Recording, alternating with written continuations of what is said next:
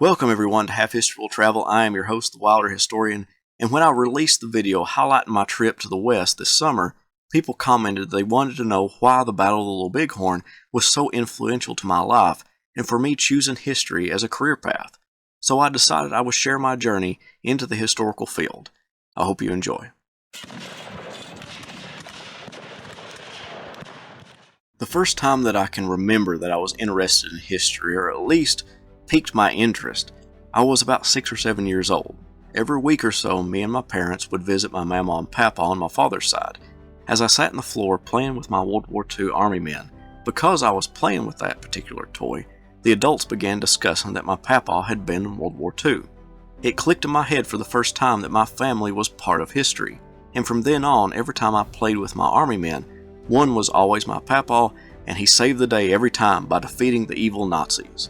My papa did not talk much to me about his time in the Second World War, but he did tell my father some stories, and he passed them down to me. His name was Lee Wilder. He was part of the 106th Infantry Division, part of the 634th Anti-Aircraft Artillery. He manned a quad 50 cal machine gun on a half-track. The picture is of him in front of his vehicle. He was part of Operation Torch, the invasion of Sicily, Italy, France, and then pushed into Germany, where he and his group liberated concentration camps. It was his personal story that first got me interested in the subject of history. The next big moment happened a few years later when I was 10 years old. My mom and dad took me to see the movie The Patriot. Now, the choice to let a 10-year-old see that very graphic movie can be debated, but I was mature for my age, and when I saw the battle scenes where men were marching in battle lines and letting loose volleys into one another, I was completely engulfed in the 18th century ways of war. My parents bought some Revolutionary War soldiers for me to act out the battle scenes with. It was a wonderful time for me. However, as you can tell from my channel, my interest is the Civil War, beyond anything else. So how did I get from the American Revolution to it? Well, as a product of a tragedy that took place. The next year I was in 6th grade, and I had been waiting for 7 years, since kindergarten, to have Mr. Williams as a teacher. He was fun, and he made learning fun. But after about a month into the school year, Mr. Williams had a heart attack at the school in front of us kids right before the school day started. He passed away that day, and the man to replace him for about 6 weeks was a gentleman by the name of Mr. Smith, and he stayed at one of the other elementary schools in the county and taught history to various classes. It was those 6 weeks that Mr. Smith taught us that my obsession with history and the Civil War began. We weren't even learning about the Civil War. We were learning about Reconstruction and the Indian Wars, where he taught extensively about the Battle of the Little Bighorn. I became so intrigued by the story of George Armstrong Custer that I read anything that I could get my hands on and watched the movie They Died with Their Boots On with Errol Flynn daily for weeks. In that movie there was a small clip in the beginning depicting the Civil War, and so to understand the rise of Custer in the Army, I needed to know his Civil War exploits, and thus started my obsession with the Civil War. In my house, my dad had many of the Civil War books written by Bruce Catton, which I read intently, and then I found the book Jeb Stuart, The Last Cavalier on our bookshelf. I began watching the movie Gettysburg at least on a weekly basis, nearly wearing out the VHS tape. By the time I was 13, I was firmly a Civil War buff. I went to my first reenactment at that age, and after watching with great excitement, I joined a local reenacting unit and have been doing that ever since.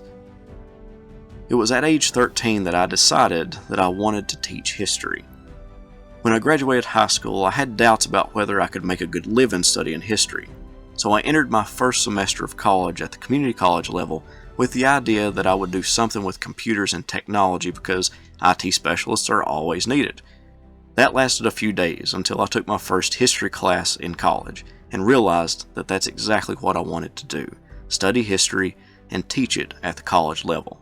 After graduating from community college, I attended Lincoln Memorial University for my bachelor's degree, where I took classes under Dr. Earl Hess, one of, if not the preeminent military historians of the American Civil War, who turned me on towards studying the Western theater because of the significance of the battles, but also the little research done in that field provided an opportunity for me to make a name for myself in the world of Civil War scholarship.